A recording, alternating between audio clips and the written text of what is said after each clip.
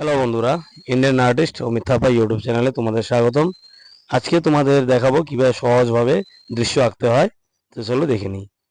দেখো, প্রথমে ড্রয়িংটা করে নিয়েছি, একদম সোজা ড্রয়িং। পেন্সিল দিয়ে প্রথমে হালকা করে এঁকে নিলাম। এঁকে নেওয়ার পরে তারপরে সেটাকে স্কেচ পেন করে নিচ্ছি, যেহেতু মোম রং দিয়ে রং করবো, আউটলাইনটা ক্লিয়ার হওয়া খুব দরকার। তো স্কেচ পেন করে নিচ্ছি। বলে রাখি, স্কেচ পেন যারা ছোট আছে তারাই করবে, ফার্স্ট ইয়ার থেকে স্কেচ পেন করার দরকার নেই, ফান্ডামেন্টাল ক্লাসেই করবে। তো স্কেচ পেন সুন্দরভাবে করে নেব। এটা একটা ল্যান্ডস্কেপ দৃশ্য, যেখানে একটা নদী, গাছ এবং সেই নদীতে দুটো নৌকা সুন্দরভাবে নৌকা নিয়ে যাচ্ছে মাঝি, এবং সূর্য উঠে আছে সুন্দরভাবে। তো এইভাবে তোমরা প্রথমে স্কেচ করে নেবে। স্কেচ করার পরে তারপরে তোমরা এখানে রং অ্যাপ্লাই করবে। মোম রং ক্যামেলের অয়েল পেস্টেল ইউজ করছি। এক পাশে প্রথমে ব্রাউন দিয়ে নিলাম, ব্রাউনটা সুন্দরভাবে দিয়ে মিশাবে। মিশানোর পরে এর উপরে ইয়েলো আকারটা অ্যাপ্লাই করবে, দেখবে সুন্দর লাগছে গাছটা। আর মনে রাখবে, ছায়াটা সবসময় সূর্যের উল্টো দিকে দিবে। পাতার মধ্যে প্রথম দিকে নিচের দিকে, যেখানে পাতার ছায়াটা পড়ে সেটা হচ্ছে পাতার নিচের দিকে, গাছের ছায়াটা পড়ে নিচের দিকে, তার জন্যই সেখানে কুশিয়ান ব্লু দিয়ে নিলাম। তারপরে সেটাকে সুন্দর করে ডিপ গ্রিন দিয়ে মিশালাম, বা ডার্ক গ্রিন লেখা থাকে, তো সেটা দিয়ে মিশিয়ে নিয়ে তার উপরে লাইট গ্রিন দিয়ে সুন্দরভাবে আলোর এফেক্টটা দিতে হবে। তো এইভাবে তোমরা গাছটাকে সুন্দরভাবে করতে পারবে। এবং এরপরে দূরের জঙ্গলটাও সেম প্রসেসে করবে।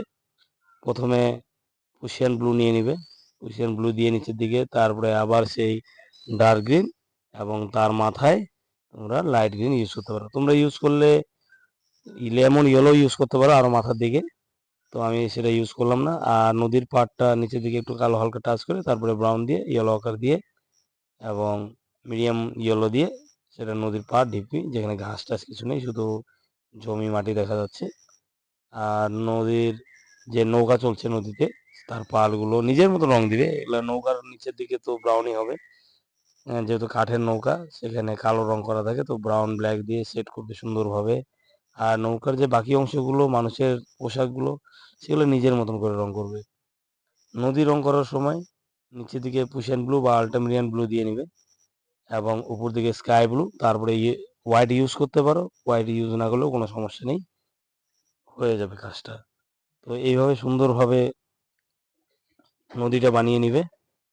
নদী বানিয়ে নিয়ে সুন্দরভাবে, ভালো করে মনে রাখতে হবে যে রংটা যাতে সুন্দরভাবে মেশে, সুন্দরভাবে মেশলেই হবে।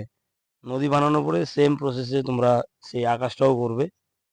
আকাশটাও সুন্দরভাবে সেই প্রুশিয়ান ব্লু বা আল্টামিরিয়ান ব্লু দিবে। আল্টামিরিয়ান ব্লু দিলে ভালো, কারণ ছবিটা তাহলে চকচক করবে, স্কাইটা, আকাশটা চকচক করবে। তারপরে লাইট ব্লু দিতে হবে। আর যারা নতুন রয়েছে অবশ্যই সাবস্ক্রাইব করো, যারা ভিডিও দেখছো, এবং বেল আইকন প্রেস করে রাখবে। তো এইভাবে আকাশে লাইট ব্লু দিয়ে সুন্দরভাবে মেশাবে।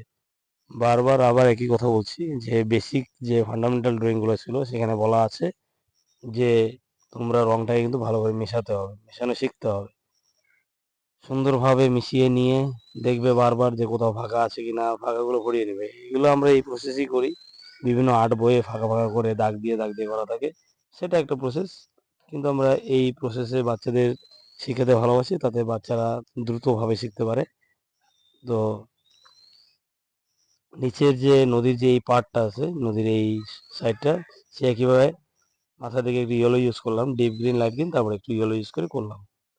পাথরগুলো নিচের দিকে একটু ডার্ক গ্রে বা কালো দিয়ে মাথার দিকে একটু এই গ্রে দিয়ে নিবে, তাহলে সুন্দর লাগবে। আর ড্রেসগুলো নিজের মতন করে, মানুষের ড্রেসগুলো নিজের মতো করে করবে। সূর্য হলুদ দিয়ে নিলাম। তো এইভাবেই তোমরা ছবি আঁকো, প্র্যাকটিস করো, ড্রয়িং করে, স্কেচ পেন করে, তারপর রং করে, দেখবে ভালো লাগবে। ভিডিও যদি তোমাদের ভালো লেগে থাকে তাহলে চ্যানেলকে অবশ্যই অবশ্যই সাবস্ক্রাইব করে যাবে।